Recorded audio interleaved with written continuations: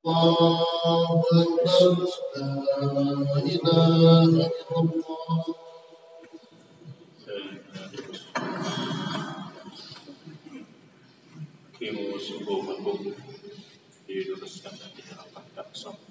Assalamualaikum warahmatullahi wabarakatuh. Saat ini saya berada di Masjid Manarul Amal, kampus Mercubuana.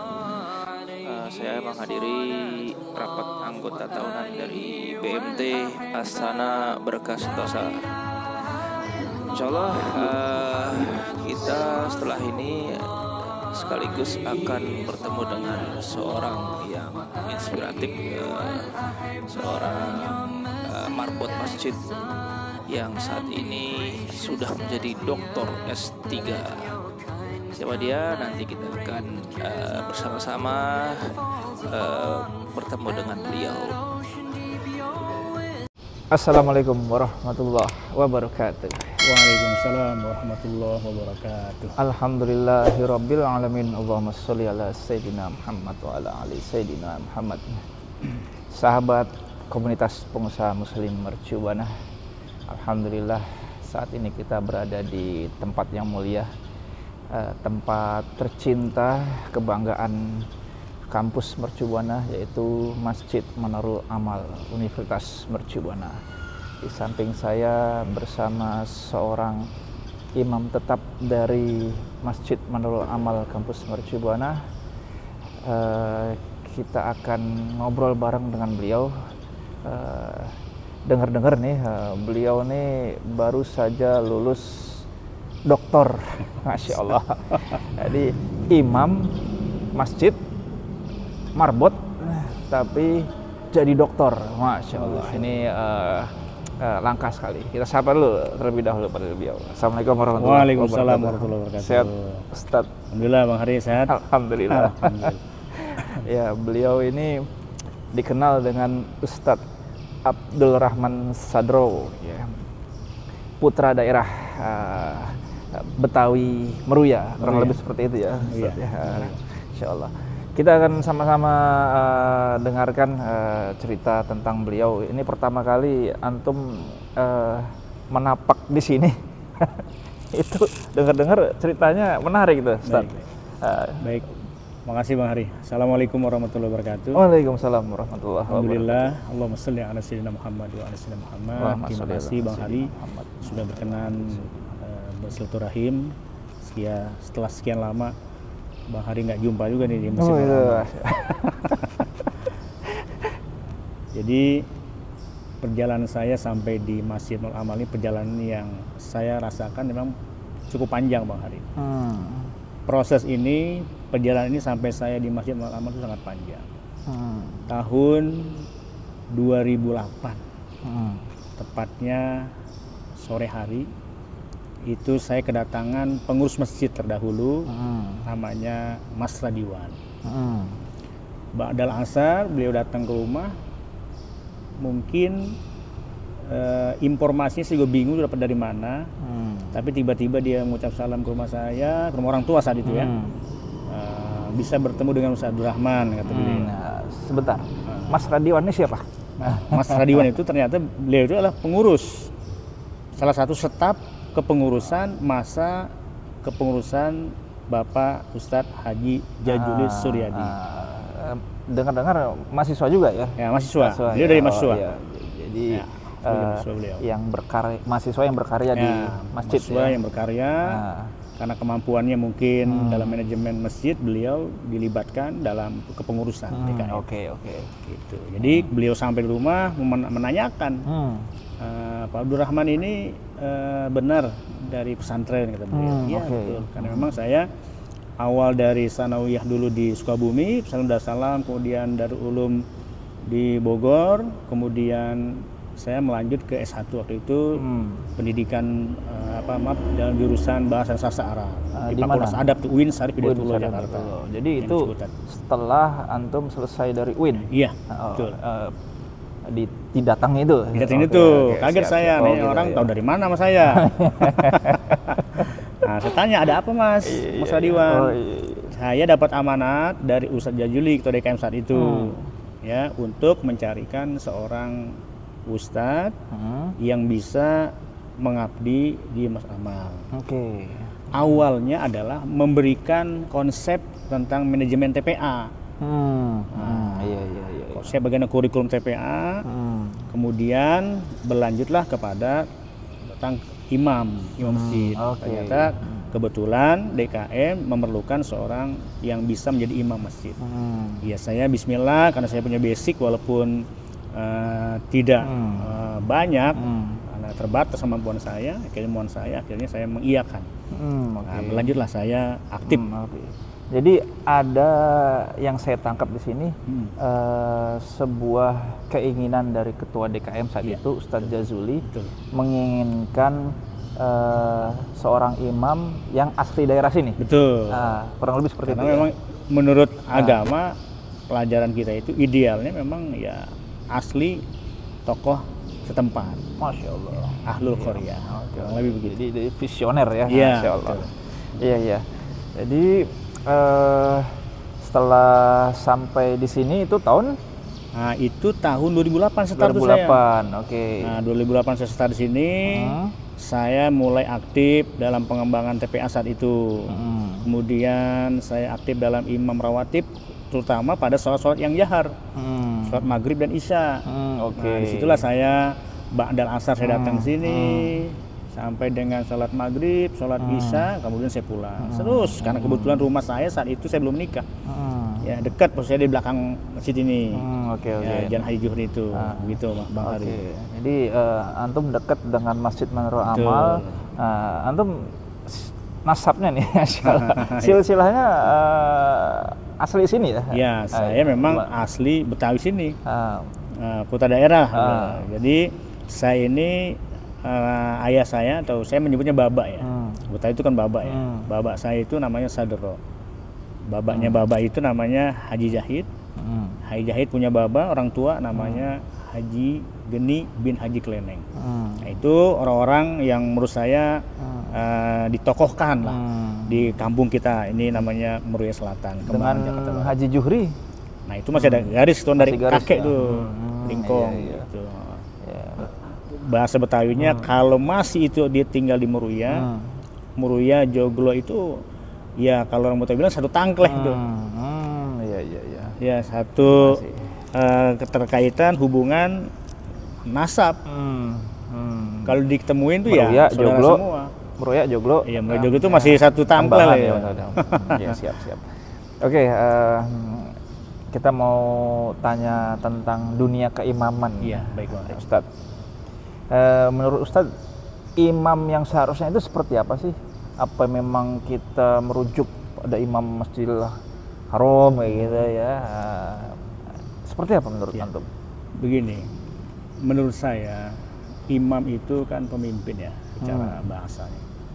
Jadi bagaimana dia bisa memimpin sekaligus mendampingi, membersamai orang-orang yang ingin beribadah. Dan perlu diketahui juga nih bahwa imam ini tugas mulia. Jadi kenapa dulu awalnya saya ini mau jadi imam? Ya, ini menarik ya. Karena posisi seorang imam itu amanah yang luar biasa. Saya juga berprinsip saat itu adalah kalau saya menjadi imam, maka kalau bahasa Betawinya rem saya akan lebih pakem. Nah, maksud saya rem ada petik ya. Artinya tindak tanduk saya, sikap saya, ya itu remnya mesti lebih pakem lagi dari yang sebelumnya. Karena saya memegang tentang imam itu, namanya pemimpin sholat, ya kan? Bagaimana dia harus ya berusaha untuk menjadi yang terbaik lah, menjaga segala sesuatunya dalam keberagaman ini. Gitu. Jadi itu yang pertama. Yang kedua, jadi karena imam ini adalah orang yang terdepan, orang yang mendapat amanah besar, karena dengan imam ini semua akan menjadi baik dan makmum itu harus merasa nyaman, sehingga konsep keimaman ini menurut saya adalah bahwa imam itu harus berusaha tampil yang terbaik, baik dari segi bacaannya, kemudian sikap dan akhlaknya. Nah inilah saya berusaha untuk menjaga itu. Selebihnya ada nanti ada pengembangan dirinya, karakter dan sebagainya itu. Ya. Jadi sepertinya imam Indonesia itu unik ya, Ustaz, ya. Ya. Jadi kayaknya nggak hanya soal mengimami sholat saja gitu. Kadang ya tadi bisa jadi sebagai tempat curhat, bisa jadi yang mimpin masjid itu sendiri gitu. Iya. Jadi memang itulah menarik.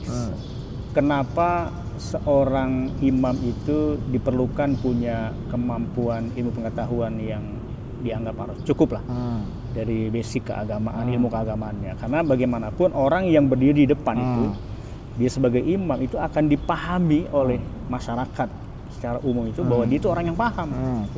Sehingga orang yang menjadi imam itu, ya saya terus terang secara sadar diri kekurangan saya ini banyak.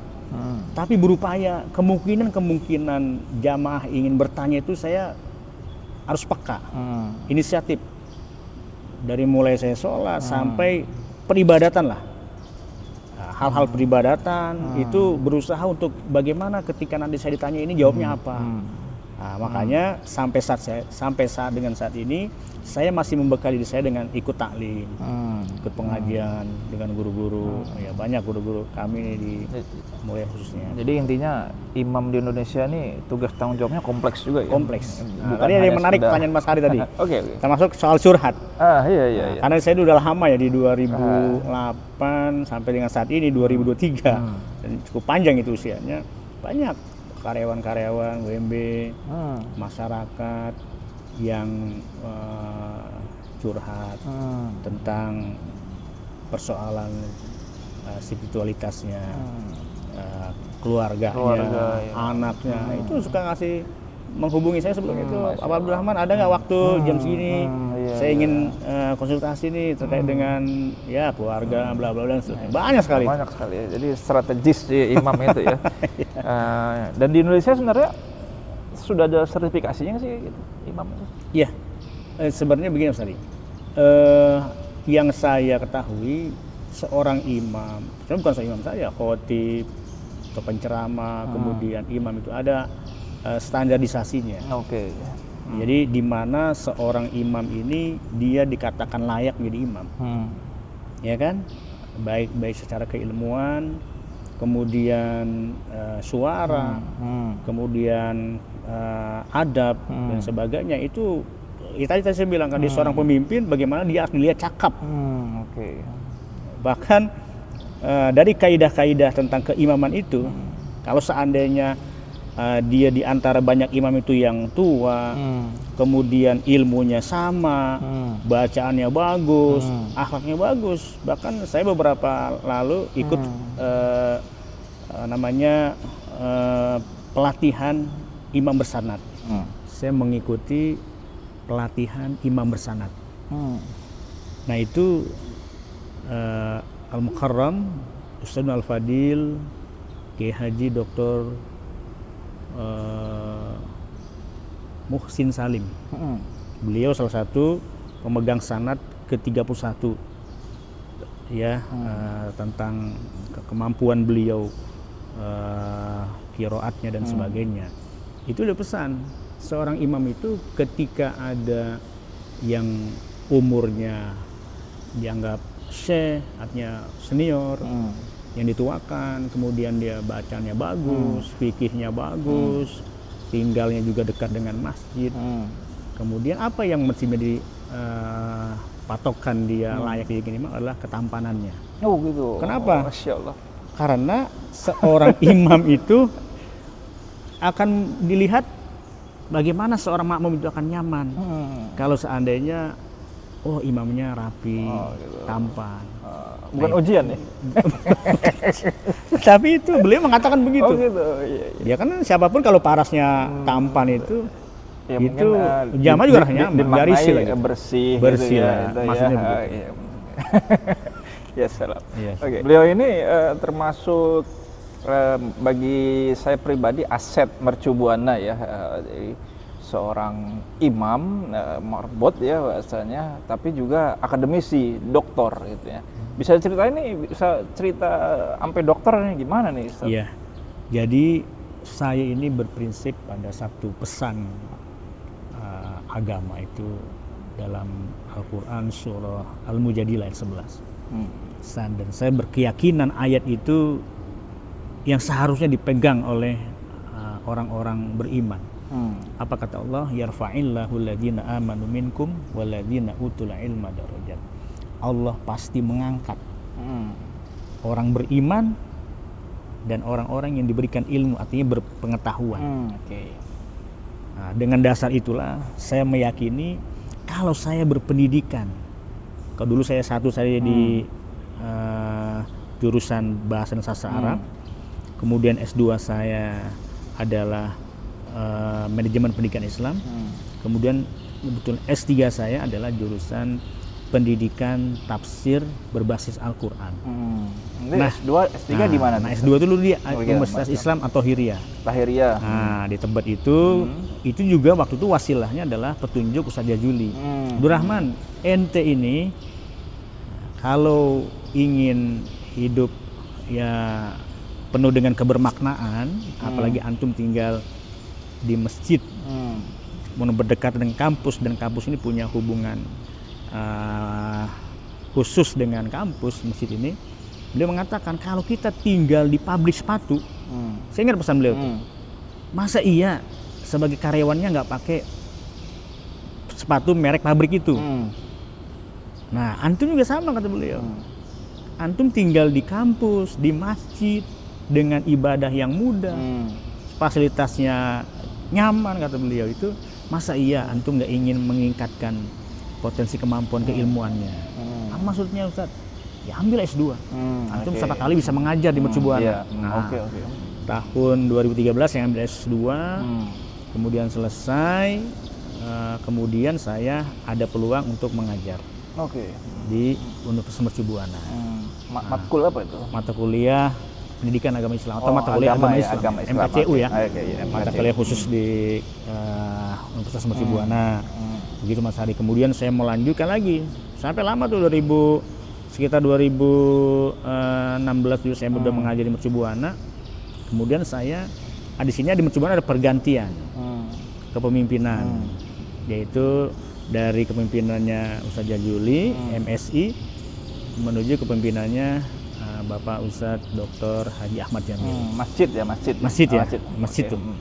Nah, itu saya ditambahlah penguatan kepada saya bahwa lanjutkan pendidikan Abdurrahman, karena beliau ini Ustadz Dr. Jamil ini banyak lah ilmu yang saya dapat tentang kepemimpinan dari beliau. Ustadz Jazuli juga banyak sekali tentang kepemimpinan masjid, pribadian, termasuk adalah Ustadz Dr. Ahmad Jamil.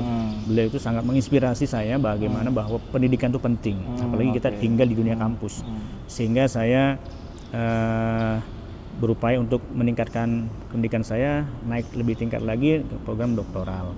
Akhirnya saya mengambil di Universitas, dulu itu namanya PTIQ, Perguruan Tinggi Ilmu Al-Quran. Mau yang di Lebak Bulus ya? Awal Ramadan, sebelum Ramadan sudah bertransformasi menjadi Universitas Pendidikan Tinggi Ilmu Al-Quran.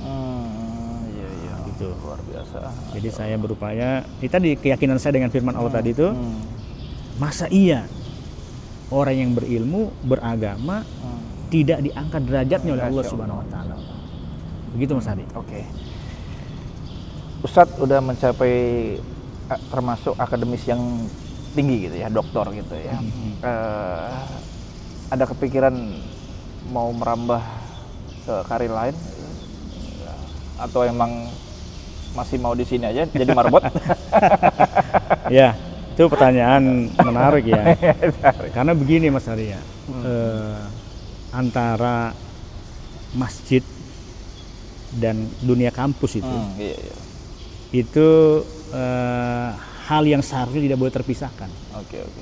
Ya, karena apa? Karena memang satu jaminan Allah itu dalam surah Taubah itu bahwa orang yang memakmurkan masjid itu adalah orang yang bukan hanya sholat di masjid, ya kan?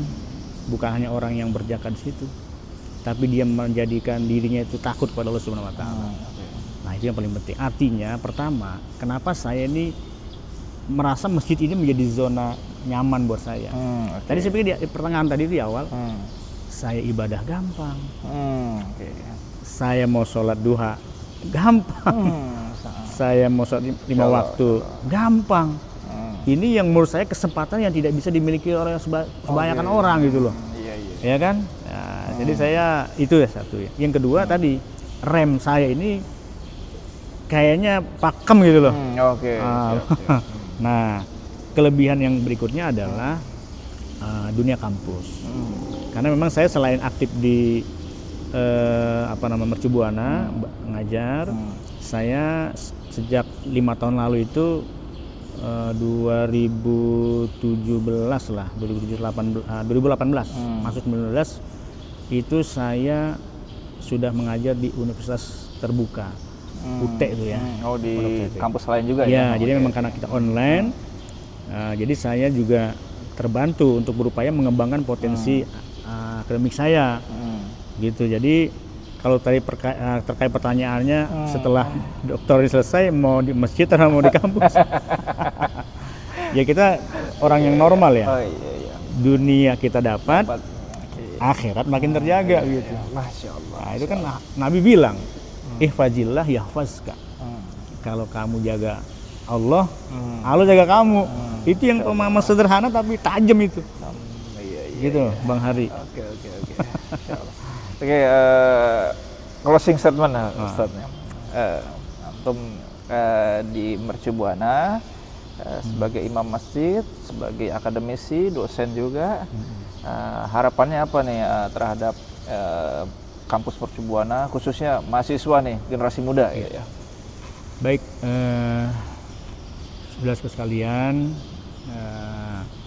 bahwa Masjid Manarul Amal ini, karena saya yang berdiam aktif di Masjid Manarul Amal ini, dan saya merasa terbesarkan juga dengan Masjid Manarul Amal ini, sehingga saya merasa bersyukur kepada Allah Subhanahu wa taala atas pencapaian saya yang sampai saat ini saya harus memang bersyukur kepada Allah Subhanahu wa taala. Pesan saya terutama kepada generasi milenial, anak mahasiswa baru atau yang masih aktif adalah bagaimana apapun kesempatan yang Allah berikan dalam proses belajar, proses kerja dan sebagainya, itu berupaya sesempat mungkin untuk mampirlah di masjid. Singgah di masjid. Ya, kita ingat bagaimana Rasulullah SAW dulu ya. Bagi masjidnya gede. Kita ingat Rasulullah SAW kita hijrah. Yang dibangun itu masjid. Masjid itu jadi pusat peradaban Islam, jadi pusat studi. Jadi orang-orang yang ingin mendapat ketenangan menurut saya ya berupaya adalah ke masjid. Jadi ada hubungannya dengan itu ya, keterkaitan pemuda dengan dekat dengan masjid itu. Iya, jadi berupaya keterkaitan lah kalbu ini, hati ini dengan masjid. Itu yang paling nyaman menurut saya itu. Memang kehidupan ini luar biasa. Kunci sukses ya. Kita lihat Nabi lah, sejarah Nabi itu, hijrah itu ya. Masjid Kuba beliau bangun, Masjid Nabawi. Tapi bagaimana kesuksesan para sahabat-sahabat Nabi itu sehingga sampai saat ini terdetek bagaimana proses kehidupan suksesnya para sahabat-sahabat Nabi itu bukan karena semata-mata dekat dengan Nabi, tapi memang beliau aktif di masjid. Makanya ada ahlus sufah saat ini. Baik, terima kasih Ustadz Abdul Rahman Sadro atas sharing diskusinya sore hari ini. Insya Allah kita ketemu lagi, Ustadz. Mohon doanya nih ya. Siap. Bang Hari semoga sukses. Amin ya rabbal alamin. Sama-sama. Terima kasih sudah hadir datang. Terima kasih juga Ustadz Abdul Rahman. Baik, penonton sahabat KPM Mercu Buana, kita berjumpa lagi pada edisi berikutnya. Terima kasih atas atensinya. Wassalamualaikum warahmatullahi wabarakatuh. Waalaikumsalam.